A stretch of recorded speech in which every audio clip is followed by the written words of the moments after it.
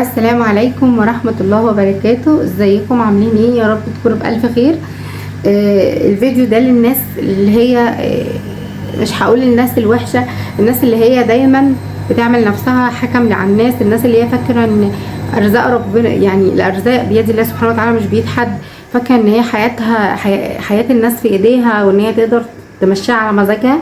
انا جايه النهارده بقى عشان اعرفك ان لا، حياة الناس مش بايدين حد، رزقهم مش بايدين حد، توكلهم على الله وحده، مش توكلهم على حد. ف يعني تتفرجي ما تتفرجيش، تشاهديني ما تشاهدينيش، دي حاجه ما تهمنيش وما تفرقش معايا. اللي يفرق معايا نفسي. سبحان الله يا رب، الناس ما فيش اي حاجه في الدنيا بترضيها. انا مش عامله الفيديو ده لحد معين ولا حتى للناس دي كمان، قد ما انا عايزه اعرفكم حاجات انتوا اصلا ما تعرفوهاش.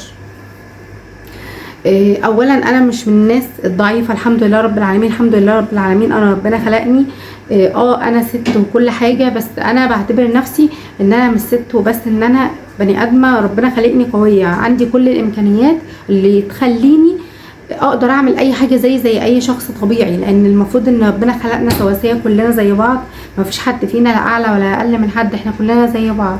وكل بني ادم عنده القدره كمان في شخص عامل حاجه ان التاني يعملها، وان هو ينتج، وان هو يبدع، وان هو يعيش، وان هو يتكيف مع اي حياه ايا كانت الظروف اللي مر بيها، ظروف حلوه ظروف وحشه، عاش متدلع، عاش امير، عاش تحت خط الصفر وربنا كرمه.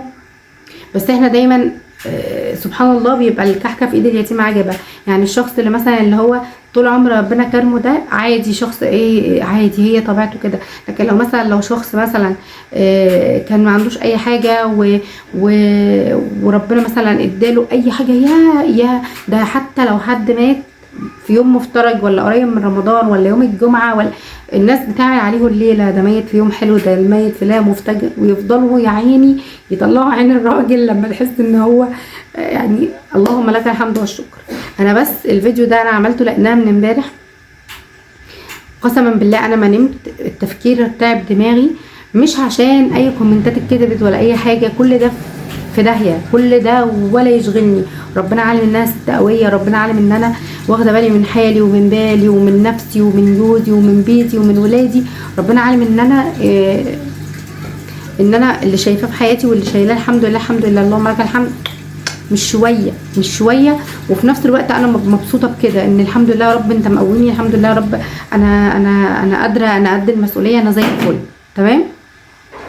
انا عايزه اوريكم بس حاجه، تعالوا بصوا كده، ده الشغل الجديد اللي لسه ما انبعتش بتاع الناس، ده كفر بتاع انتريه.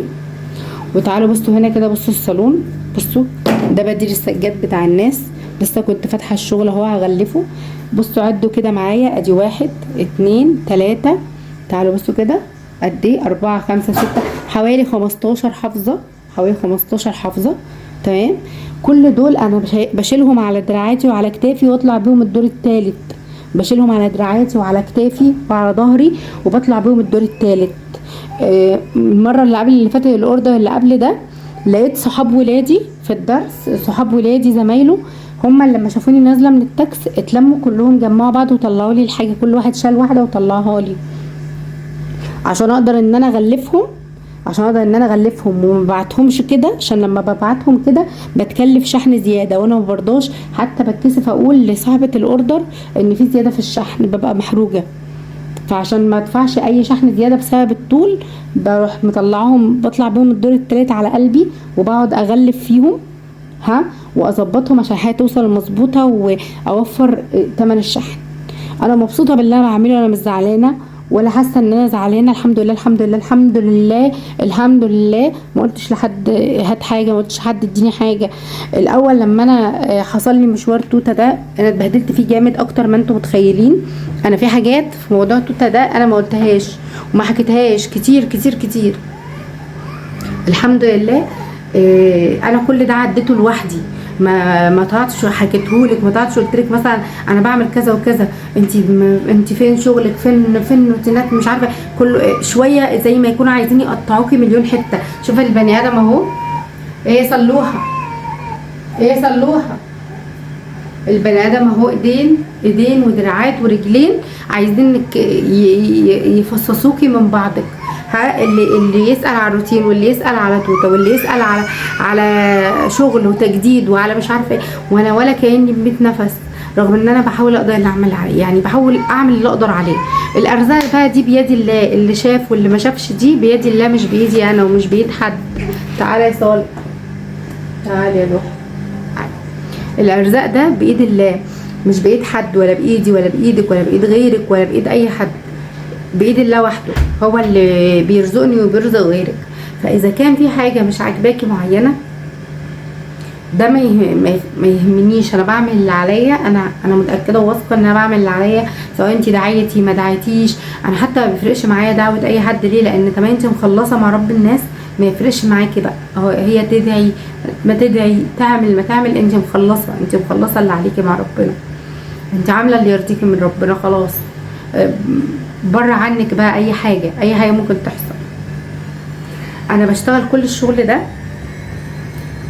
وبعمله عشان اكسب منه ايه يعني كام، الحمد لله رب العالمين، بس مش ملايين. انا عندي بص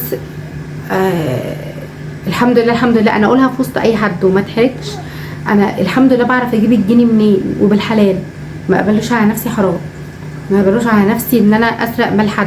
يعني شويه الحاجات اللي انتم شايفينها قدامكم دول بمبلغ، الناس بتبعت لي ثمنهم من قبل ما اشحنهم لها، يعني انت وغيرك اوردرات كتير الحمد لله بتجيلي وهم واثقين فيا، بيدوني الفلوس من قبل ما حاجه توصلهم خالص، هم عارفين ان الست دي مش هتسرقنا، مش هتاخد فلوسنا وتاكلها لعيالها، هم عارفين كده ان هي مش هتقبل فلوسنا وتحطها في جيبها.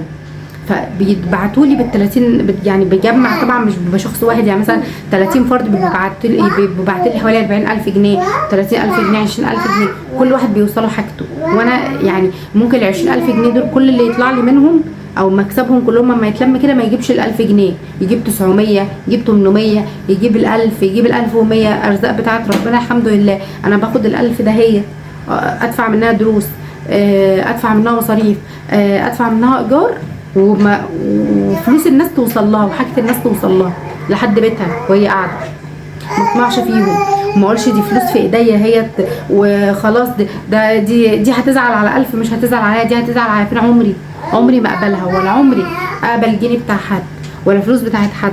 وكل حاجه عندي لازم تبقى بسماحه، وابقى شايفه اللي قدامي مسامح وراضي ومبسوط قبل اي حاجه، قبل ما الجنيه ده اجيب بيه اكل وادخله كده في بقي وفي بق ولادي، لازم يكون اللي قدامي ده راضي ومبسوط ومسامح في كل جنيه انا كسبته. انا مش كده، مش فارق معايا بقى رأي اللي يقول واللي ما يقولش واللي يعمل واللي يتاجر. انا لما كنت بطلع لكم توته وهي غاليه عليا وعليكم تمام، هي نايمه دلوقتي من التعب، هي تعبانه جامد. واحده بتقول لي امبارح عيتي البنت الهي تعي ما تقومي. انا عايزه اقول لكم ان انا عندي خاصيه في القناه، اي يوتيوبر عنده خاصيه دهيت، ان هو يقدر ان هو يبص يشوف هو الكومنتات قبل ما الناس نشوفها انا عندي من جوه القناه من جوه قبل ما اي حد يشوفها. عيتي البنت الهي تعي ما تقومي. عايزه اقول لك ولكن بالمثل، انا يعني ولكن بالمثل ليه؟ عارفه ليه؟ عشان هو ورايا 5 عيال، عشان انا عندي عيال. بس يا صالح لو سمحت، انا عندي عيال بيعيوا عادي والله العظيم، واي عيال بتاعي عادي بتاعي وبترقد وبتتخيط وبتتكسر وبتتجبس، احنا كلنا وكل البشر معرضين ان هم يتعبوا، مفيش اي حاجه. البنت واخده دور برد جامد وربنا عارف انها ما اثرتش معاها في حاجه، ساعات ما بنامش. هي اصلا حتى لما كانت جايه لي تعبانه اصلا من الاول، انا قعدت 5 ايام ولا بصور ولا باكل ولا بشرب زي الناس ولا بنام من غير ما حد يعرف عني حاجه ولا انتم. كنت ساعتها بصور الصابون السائل، وهي كانت معايا وما كانش حد يعرف. هعيها ليه؟ هعيها ليه؟ ما انا اللي هشيلها، ما لو حصل لها حاجه انا هتسجن. تعرفي البنت دي لو حصل لها اي حاجه وهي عندي انا اللي هتسجن. وانا 100,000 حد قال لي انت مالك، ارميها، مالكيش فيه، مالكيش دعوه، اخلصي، انت ناقصه، انت عندك اللي فيك اللي مكفي. وانا ما قلبي ما جابنيش. ليه تدعي عليا ليه؟ ولكن بالمثل هيقعدلك. اي حد دعا عليا دعوه وحشه بخراب بمرض باي حاجه هيقعدله، عشان لا بدعي على حد ولا باذي حد ولا باجي يم حد ولا بضر حد. اللي بيتكلم عليا ما بردلوش الكلام، ما بردلوش الاساءه باساءه. ليه؟ انا مش فاضيه للكلام ده، انا مش فاضيه، انا واحده مش فاضيه للكلام ده اصلا، لا للكلام الهري بتاع اليوتيوب ده، ولا انا فاضيه اقول اتخانقت مع جوزي امتى، ولا صحيت امتى، ولا نمت امتى، ولا فاضيه اقول ده انا في اوضه عمليات ونصور ونقول لكم والنبي. مش فاضيه. لو عندي كلمه هقولها لنفسي، لو حافظه ايه قران هقراها. مش فاضيه للكلام والهري بتاع الستات ده، انا مش فاضيه. الناس المحترمه على راسي وعلى عيني وعلى قلبي. ربنا يكبر خاطركم يا رب ويوسع النور في قلوبكم اكتر واكتر على كلامكم الحلو وعلى حبكم ليا من غير سبب. وانا عارفه ان اللي بيحبوني كتير. قبل ما حد يقول لي بصي للناس الكتير اللي بتحبك قبل ما تبصي للكام حد اللي بيكرهك، انا عارفه. بس هي المشكله مش في الكره ولا الحب. الحب معروف ان لوجه الله، لكن ما فيش كره لوجه الله. يعني مفيش كره كده من غير سبب. انا ما اعرفش اكره حد من غير سبب، ما اعرفش اكره حد لو اذاني جامد جامد جامد جامد جامد جامد جامد يعني. وساعتها كل اللي بعمله ان انا ببعد. بس يعني الشخص ده اذاني مره واثنين وثلاثه، خلاص ببعد وبس. بحترم نفسي وبكف لساني عنه ولا اجيب سيرته لا بخير ولا بشر ولا اذيه ولا. الحمد لله كفايه، الحمد لله. بنستوب وبس. ما بين الصراحه انا اللي بيخوني مره ما بعملوش الثانيه.